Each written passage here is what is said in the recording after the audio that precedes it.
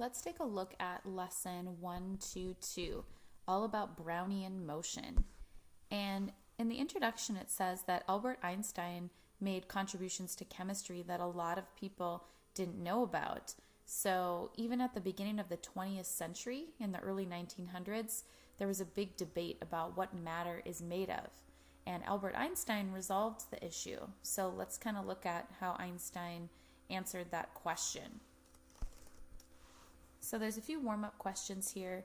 All matter has mass. So is air matter? Definitely. What evidence do you have that air has mass? Well, for one, you can feel it on a windy day, creating pressure against your skin and your hair usually. So that is definitely one example. And a fluid means the ability for something to flow. What states of matter could be considered a fluid? And we said that when you think of things being able to flow, you usually think of a gas flowing and a liquid flowing. Although there are definitely some things that are kind of in that between solid and liquid that could flow a little bit. But liquids and gases are what we normally think of. And then it says, imagine you roll a ball across the gym floor. Why does the ball move in a straight line and not turn all of a sudden?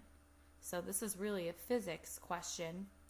An object in motion tends to stay in motion unless acted on by another force. So why does it not turn suddenly? There's no other forces acting on it. But what could make the ball suddenly change directions? Maybe another ball hitting it, another ball or person adding a force on this ball.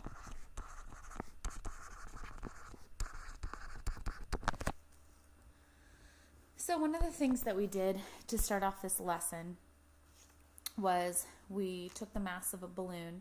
Let's say it was 1.5 grams, and then we add compressed air that we're blowing into it, and the mass of the balloon went up to maybe 3.5 grams, proving that the compressed air inside had a mass of 2 grams.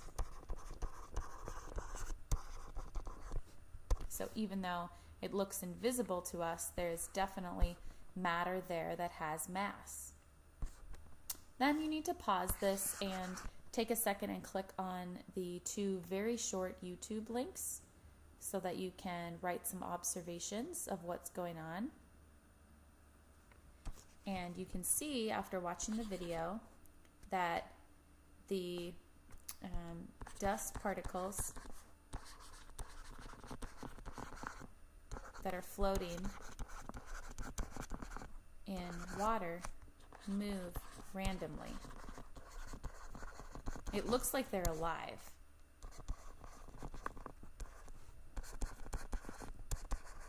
At first I even thought there were some sort of cells moving, but they're really just dust particles. So what had to be causing the motion of the dust particles was the water molecules that we can't see.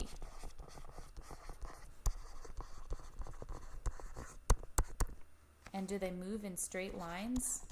Not for long.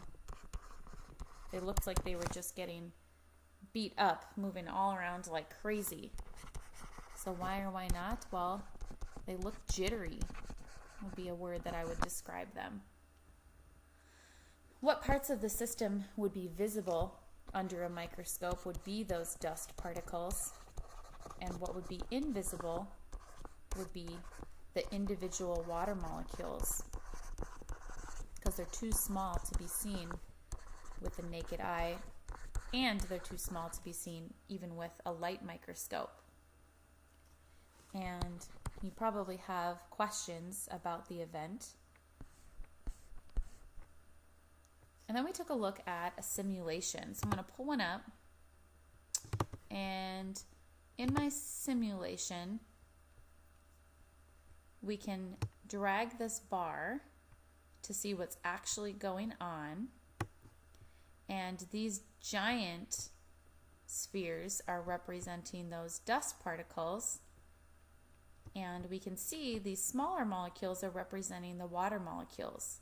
So as they collide with the dust molecules, depending on which side they collide on and how many collisions there are, they can actually change the path of those dust molecules. So if we're describing the motion of the larger particles in the simulation, just like my word that I used before, jittery, they seem to move randomly. And again, they represent those dust particles. Sometimes you'll hear about this experiment being done with pollen grains, just little pieces of matter. And when you describe the motion of the smaller particles, they're moving much faster. And they move in a straight line until they bounce off something. So let's go take a look back at that again. And sometimes the water molecules even hit each other, and then they bounce and go the opposite direction, if you watch that. So the smaller particles are supposed to represent water molecules.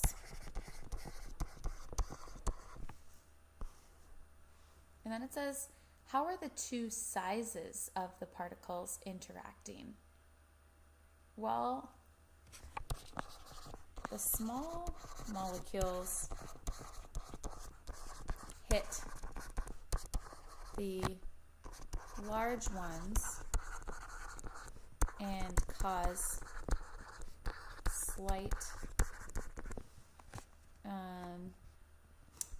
the large ones to have a slightly new path. So if we go back again and we watch,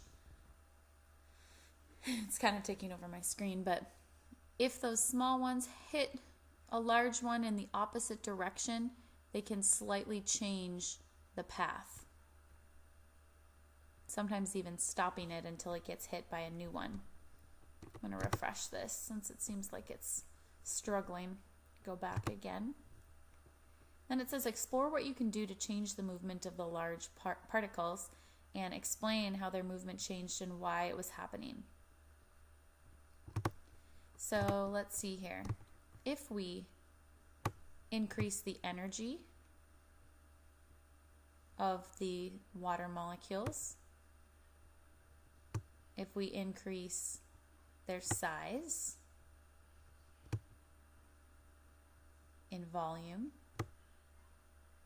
and their size in mass, then we can see that the large molecules now are moving a lot faster.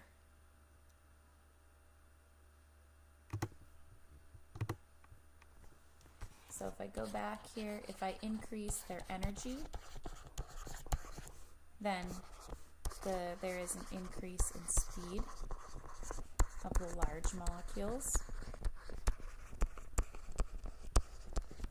Of the small ones, I should say. And if I increase the size and the mass of the small ones, that also increases the speed of the large molecules.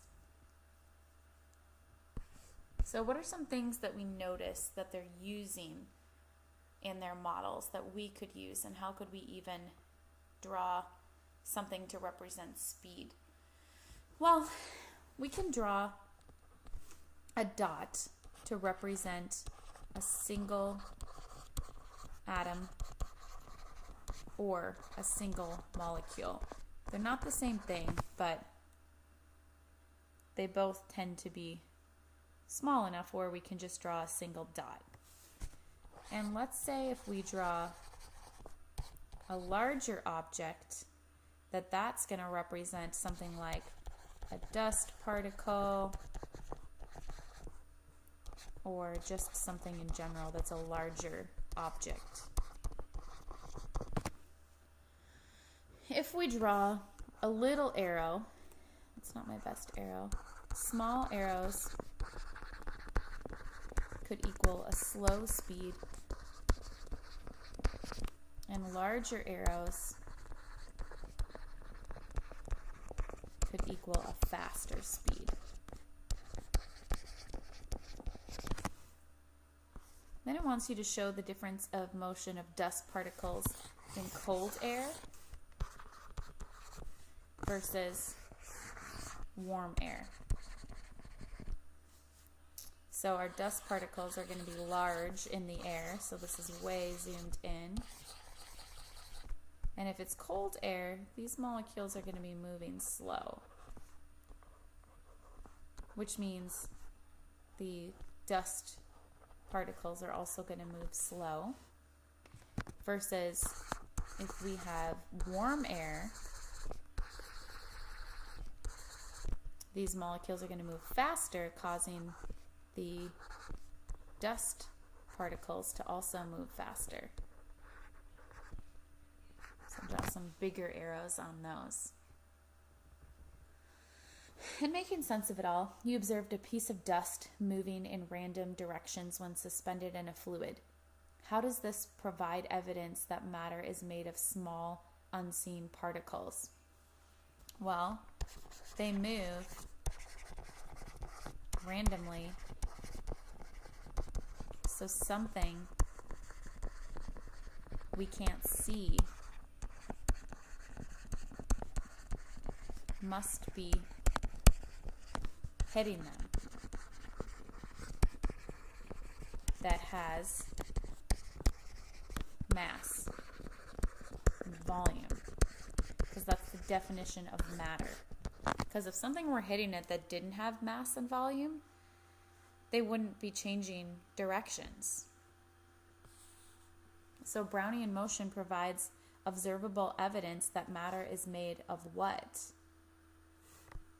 Matter is something that takes up space and has volume, or I'm sorry, takes up space and has mass.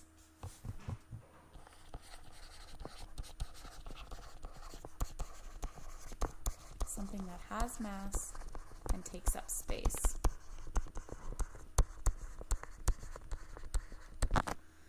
And what is required for the dust grain to change its direction that it's moving? Matter striking it, hitting it.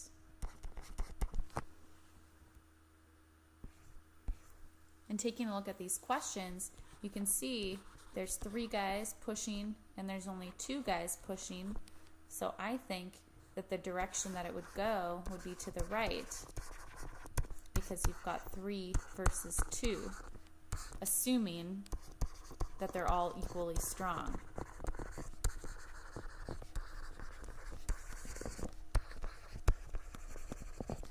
And then number 2 says, describe how the picture above is similar to Brownian motion. Explain what the men represent, the water molecules, and what the ball represents is that dust particle.